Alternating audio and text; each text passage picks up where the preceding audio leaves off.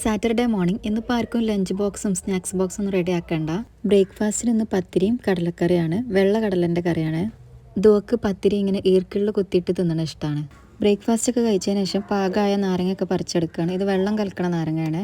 രാവിലെ പെട്ടെന്ന് പണി കഴിയാൻ വേണ്ടിയിട്ട് ഞങ്ങൾ ഓരോരുത്തരും ഓരോ പണി ഏറ്റെടുക്കും കേട്ടോ. അപ്പോൾ ഇന്ന് എനിക്ക് അപ്സ്റ്റെയർ അടിച്ച് വാരി തുടക്കാനാണ്.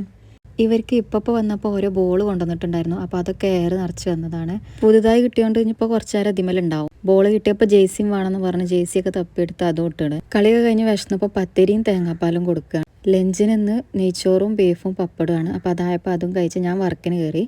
ഇന്നിപ്പോൾ എൻ്റെ സ്ഥലമൊക്കെ ഇവൾ കയ്യേറിയാണ്. ഇന്നത്തെ വർക്ക് ഇനി കുറച്ച് റിസ്ക് ആണ് മുന്നോട്ട് പോയാൽ.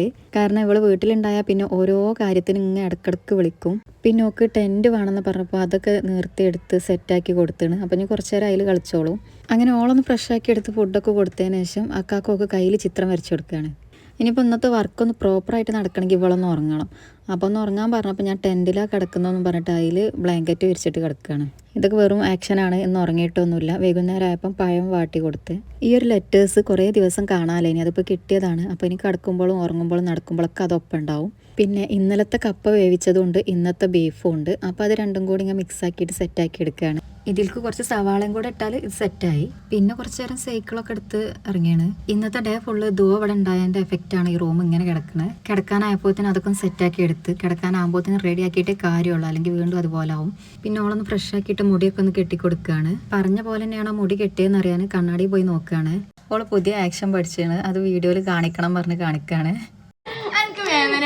താത്താനെയാണ് ഇഷ്ടം.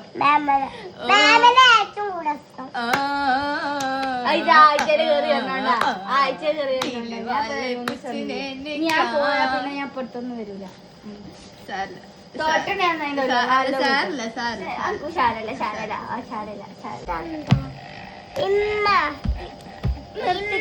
ഞാൻ നിർത്തി.